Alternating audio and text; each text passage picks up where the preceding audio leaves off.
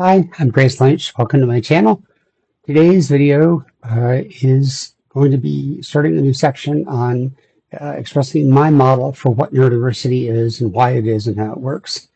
I'm going to call this the SYNC model, S-Y-N-C, and I'll write the title in there, and you'll understand why in a bit. This will be an overview of the how and why I had to create a new model for myself when I learned that I was autistic 7 years ago now, 8 years ago, 2026 minus 27, 9 years ago, at the age of 52. So first, my disclaimer, the Wilderness Chronicles disclaimer. The concepts and methods presented here are my own original work, unless otherwise cited. I'm not a licensed professional in any capacity. These are simply the tools I have developed and used to navigate my own life and circumstances. Any meaning, value, or application this work holds for you is entirely yours to determine. So, when I was first diagnosed with autism and synesthesia in 2017, I was 52 years old. I was 2 years out of brain rehab from a brain injury that had gone undiagnosed and untreated for 27 years. That included global aphasia, shattering of my language system, the relationship between meaning and language. And it remained shattered because nobody noticed that I had a brain injury. In 1987, we just didn't, there were no tools. The movie, Will Smith's movie, The Concussion, was still years in the future. And to this day, the ways that symbols and what they represent come back together never did gel. In fact, I guess I'll share one little horrifying part of it. About a month or two into recovering, when I was trying to come back, one of the clear sensations that I had that was very disturbing was that my form of autism, synesthesia, had a perfectly coherent, non-linguistic sense of meaning for the world around me.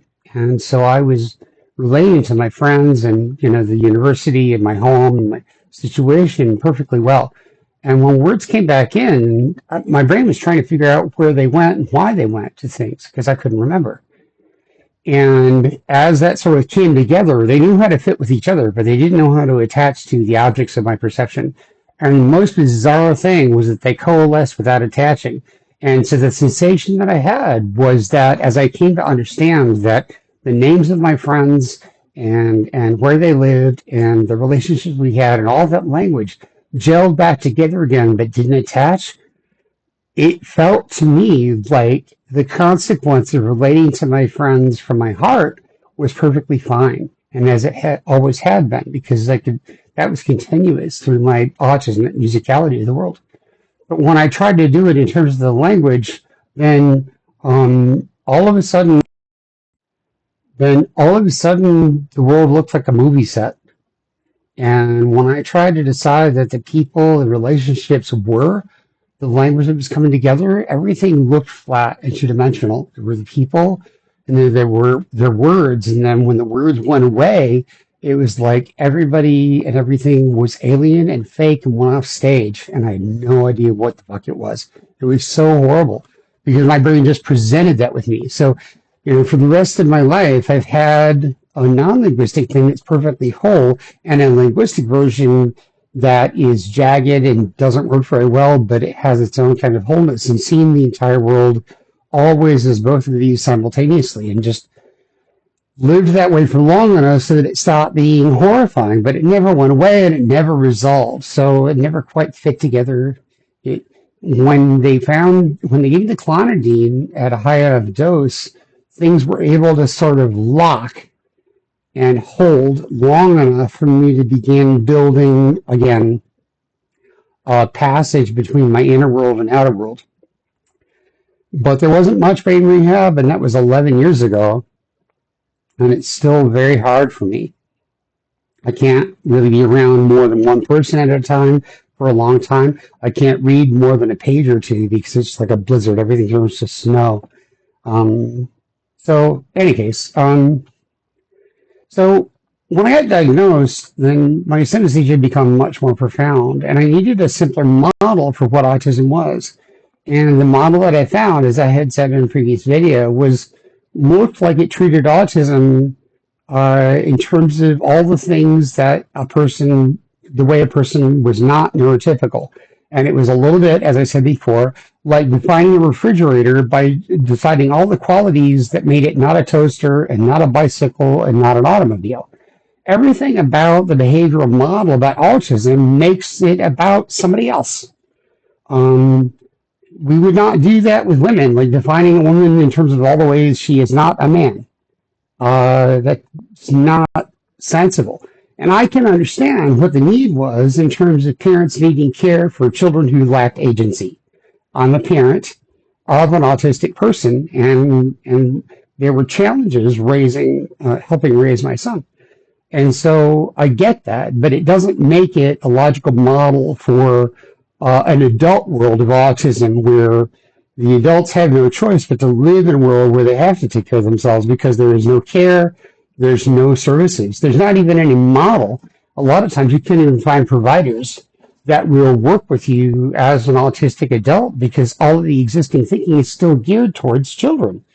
I've actually had issues where I've engaged with people about a certain issue around being an autistic veteran, this and that, and have them sit across to me and tell me they know exactly what I mean because they have an autistic relative that they've babysat or something. And I'm like thinking to myself, really? You somehow think that you know better for me what my situation is because you wiped somebody's butt or made sure they don't wander around in the street or something? Somehow that conveys to magical knowledge about what an adult human being who's raised his autistic right hand to support and defend the Constitution of the United States. You have a reason not to listen to me. So the thinking, like if I was a manager sitting across from a woman who's coming to me for help, would it fly for me to say, I don't actually, honey, I know what you mean because like you're a woman and I have a daughter or I have, some other child.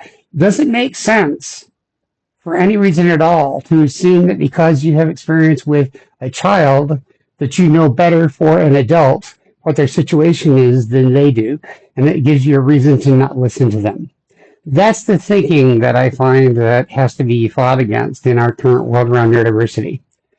So the thinking is very backwards. It's defined about is determined about looking at neurodiversity from the outside, as if somebody else identifies it and governs it and works out what the problem is for the person. I get why it happens. It's not really useful for somebody who has to have boots on the ground kind of model for themselves.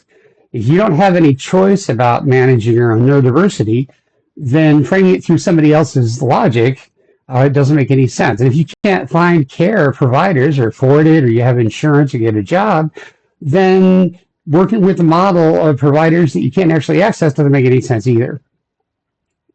So I saw a mess, and I looked at my own experience, and I understood my own neurodiversity, and it was much easier. I like my model better because it's more elegant. There's a much simpler explanation for the how and why of neurodiversity, and it involves the concept of an intrinsic self.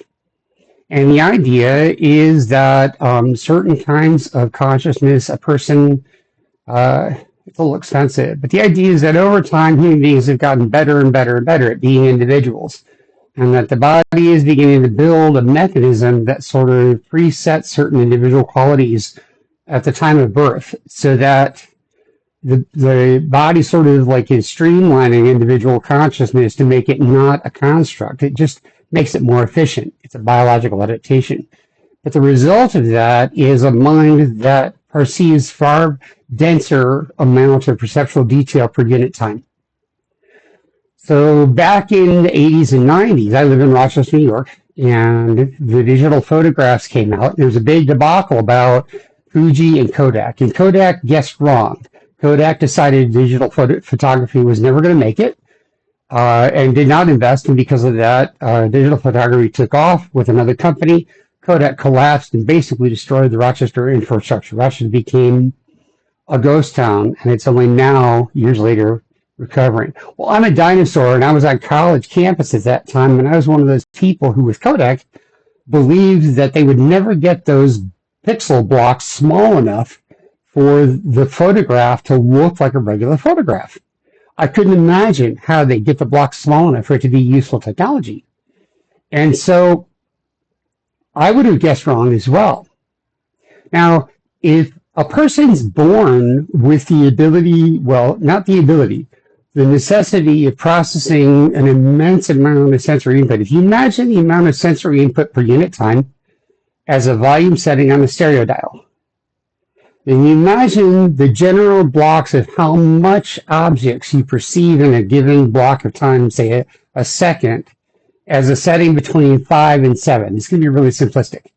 Then my understanding is that the reason ordinary language develops in context is that a person's, usually a neurotypical person, is born into a modality where their blocks of perception are roughly the same pixel size, as the people around them.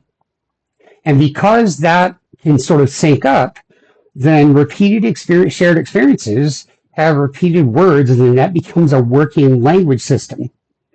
What happens, though, if your perceptual density is set at 5,000 per second or 5 million per second?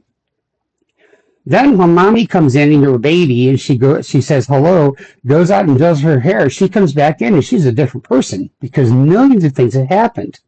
You know, you take the baby out and dress them and take them out to daycare, they see an apple sitting on the table and it's 7 o'clock in the morning. They come back, nothing has changed, but it's 5 o'clock in the afternoon. And because the light is different, the baby struggles to understand that it's the same apple. I believe that if you can't sync up the repeated experiences, the pixel size, with the world around you effectively enough to catch on to the language patterns, to build the relationships cognitively and contextually, the mind defaults to a self-relational modality for meaning building, solely in terms of the intrinsic field. It will try both strategies. It will developmentally emerge, if it can, to try to link up with the world around it, mother, father, whatever. It will try to sync up its batches of perception with what it perceives the world around it is batching the perceptions in. And it will learn fork, spoon, breakfast, no, care, potty, whatever.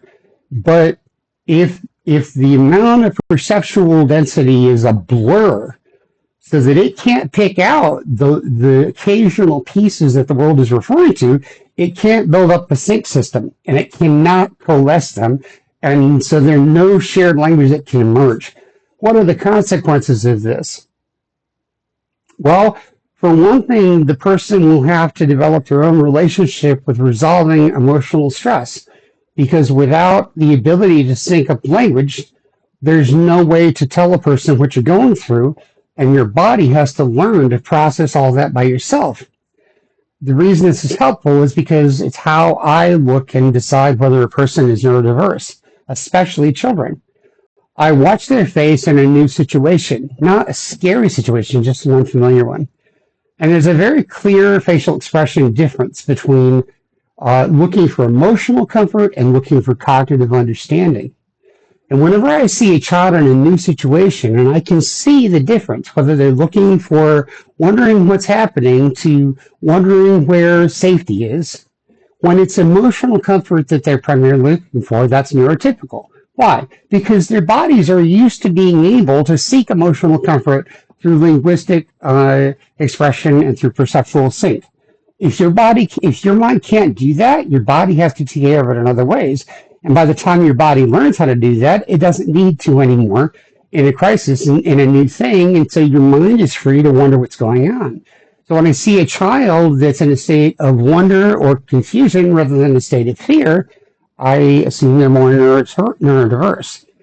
So that's kind of my volume setting model. And I can talk about some other things around neurodiversity in future videos. So I just thought I would share that. Mine's an easier model. So just thought, all right, so until next time, bye.